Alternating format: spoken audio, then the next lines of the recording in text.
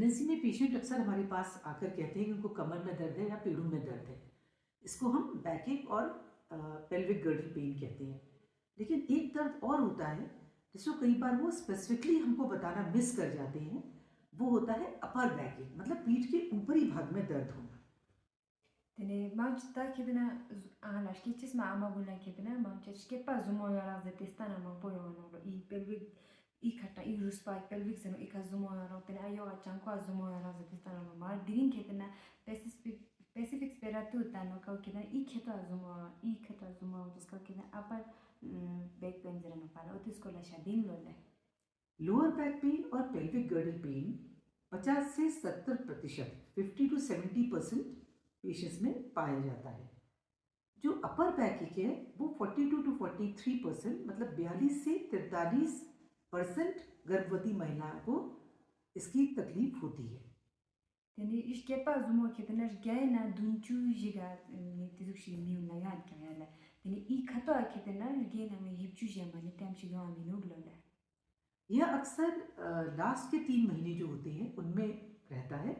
पहले पहले 6 महीनों में अधिकतर ये पेन नहीं होता, हो सकता है, ऐसा नहीं कि बिल्कुल नहीं होगा, लेकिन आखिरी 3 महीनों में ये बढ़ता है। और डिलीवरी के बाद जब पेशेंट ब्रेस्ट फीड करती हैं, क्योंकि उनको बड़ी देर तक ऐसे आगे झुक के बैठना पड़ता है, उस समय ये पेन पाया जाता है। कई बार यहाँ तक भी होता है कि पहले 9 महीनों में कुछ भी नहीं हुआ और जब लैक्टेशन या फीडिंग टाइम हुआ उस समय ये पेन शुरू होता है। khache kedena da tuki to shi yama no lo yale last da so mina yoma no lo I khata zumo yale tene tesi ni khache kedena pat mane da gu chu pe yama no lo khachi cha tush ke sistini zumo yo no da tush ke sistini zumo cha yo no zena ka kedena ami oma tangzani tuwa oma tangzani izu gu se du pasane te fe get I khata zumo yo no lo le इसके बारे में खास बात यह है कि जो young patients होती हैं, यंग मदर्स, उनमें ये बनस्पत एल्डरली पेशेंट्स के अपर बैक ज़्यादा पाया जाता है। tene mangchat kedena young age kuna lo chunyot kan ama guna mangchat izu mo mang poyo no lo le अब इसके कारण क्या है? तो कारण इसके वही हैं जो हमारे लोअर बैक के होते हैं। एक तो रिलैक्सिन हार्मोन का रिलीज होना, जो कि हमारी रीढ़ की हड्डी और सारे ही शरीर के जॉइंट्स और लिगामेंट्स को ढीला कर देता है बच्चे के लिए जगह बनाने को। तो उसके कारण क्योंकि हमारी रीढ़ की हड्डी के लिगामेंट्स ढीले हो जाते हैं तो मसल्स पे स्ट्रेन पड़ता है और ये बैकएक होता है। इसके अलावा पॉस्चर, अगर हम पॉस्चर सही बैठेंगे बराबर तो ये कम होगा, सीधे होकर के रीढ़ की हड्डी को सीधा रख के। और वेट गेन, जो कि खासकर ब्रेस्ट के एरिया में बहुत वेट गेन इस समय होता है। तो ये 3 इसके कारण हैं, एक हार्मोन, एक वेट गेन और एक हमारा गलत posture. tene iu kedena tichi fe tene khata zumo ma pon sto zena ata I kepa zumo yong ches pe yaste I khata zumo ka ken I ruspa un ketena te hormone ji ka release so pasane pat se pura dila gute chakya lo ka ken thui shke zana ti torpa chimo chamina le ka ame izu pusno puchimo chadene jaga boche se fe ti fe ketena izu kon ligaments se te zena te join gunte un ketena dila chaches pe yaste zumo yong ano lo yade हमने lower back और pelvic girdle pen पे भी एक video बनाया है जिसमें उसकी सारी डिटेल में जानकारी दी है। आप उस वीडियो को भी देख सकते हैं।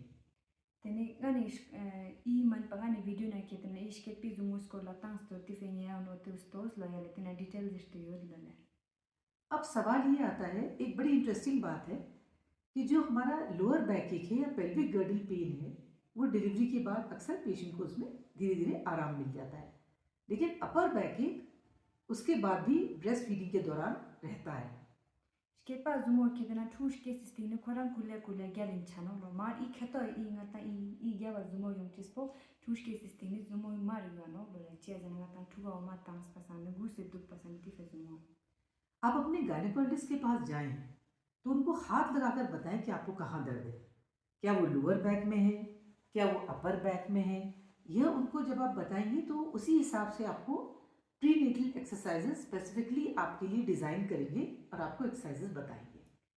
tene doctor du nastana chazane tene mani jaga stanches yale I kazumo arazite zer get shkepi khayara zane shkepi kazumo yarazite zerche zele chazana doctor ketena exercise ketena khora I hesabe ka exercise shadano lola छोटे छोटे घरेलू method जैसे कि हल्के गुनगुने oil से ऊपर के पार्ट में मसाज करना, या फिर एक हॉट वाटर बॉटल रख लेना, ये आप घरेलू उपाय कर सकती हैं और इससे बहुत सारे मरीजों को आराम भी मिलता है।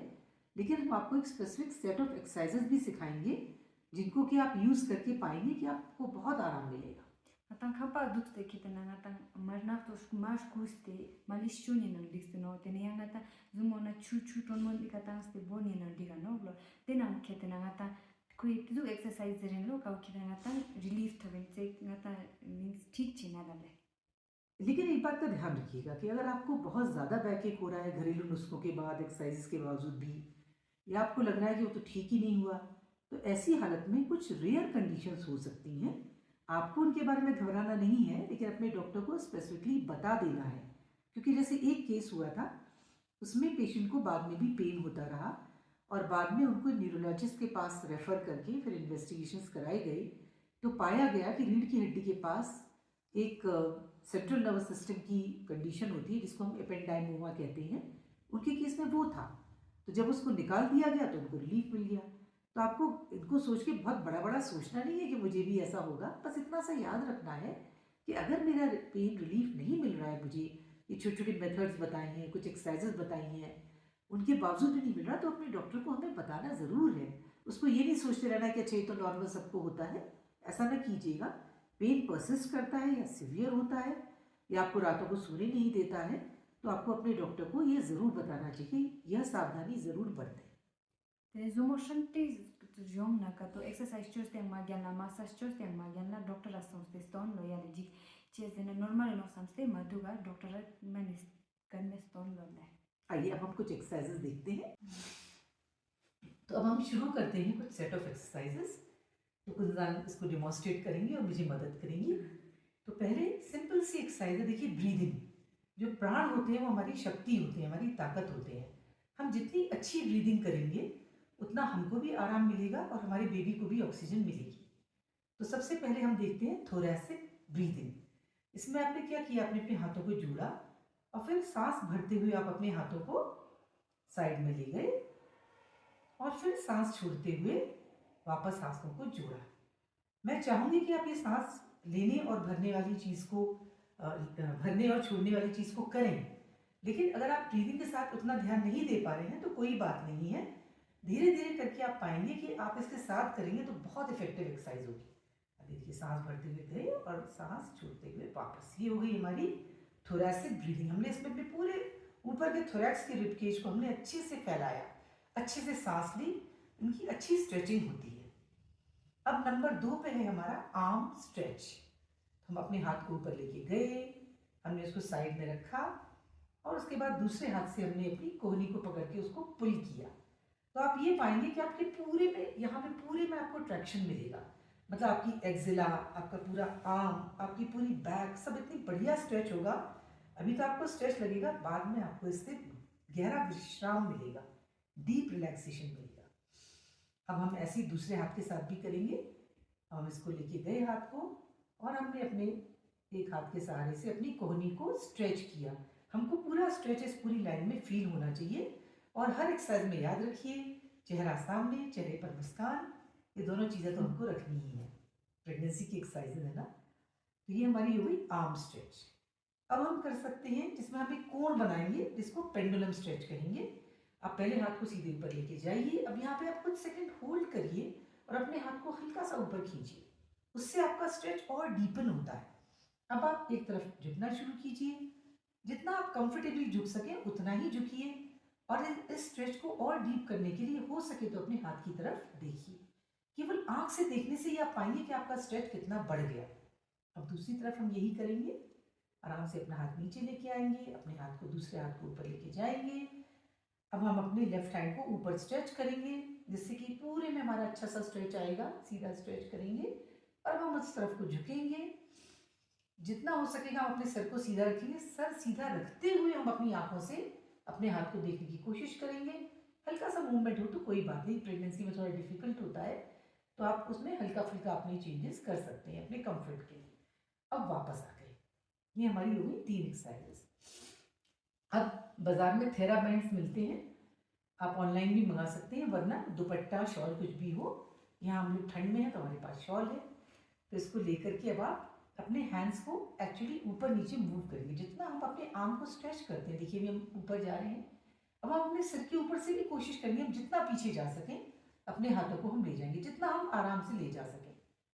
थोड़ा सा देखिए, अगर आपको ज़्यादा स्ट्रेच लगे तो परेशान मत होइएगा, अपनी लिमिट के बियॉन्ड हल्का सा स्ट्रेच करने से बेहतर होता है, लेकिन आपको डिस्कम्फर्ट ज़्यादा नहीं होना चाहिए। अब आगे की तरफ धीरे धीरे करके जाएंगे और फिर नीचे तक उसको ले आएंगे। अपने हमारे हाथ अच्छे से स्ट्रेच है, नीचे तक ले आए और फिर हम वापस रिपीट करेंगे। तो सारे ये सेट्स को आप 2 से 3 बार अपने कंफर्ट के हिसाब से रिपीट कर सकते हैं। शुरू में थोड़ा कम करेंगे और धीरे धीरे करके बढ़ा के 2 से 3 बार काफ़ी है। तो ये हमारा हो गया एक स्ट्रेच। अब हम आर्म इसको ऊपर ले जा करके सेम पेंडुलम को ही हम इसके सहारे से साइडवेज कर सकते हैं, एक साइड और फिर दूसरी साइड। तो ये भी आपको अच्छा खासा स्ट्रेच देता है। और अब हम इसको रोटेट भी कर सकते हैं कि हम इसको ऊपर ले जा करके और क्लॉकवाइज एंड एंटी क्लॉकवाइज, पहले क्लॉकवाइज घुमा लिया, आगे से पीछे, पीछे से आगे और फिर anti clockwise. Very nice, beautiful. अब हम आपको दिखाते हैं एक और हम एफर्ट करेंगे अपने हाथों को पीछे ले जाकर के फुल स्ट्रेच लेने का। इसमें हमारे शोल्डर्स को भी बहुत बढ़िया स्ट्रेच मिलता है और बड़ा आराम भी मिलता है। इसमें हम एक बॉटल यूज़ कर सकते हैं। तो हमने हाथ को ऊपर किया और इसको आप पीछे, मैं आपको पीछे से दिखा जस्ट टर्न, आप टर्न हो जाइए।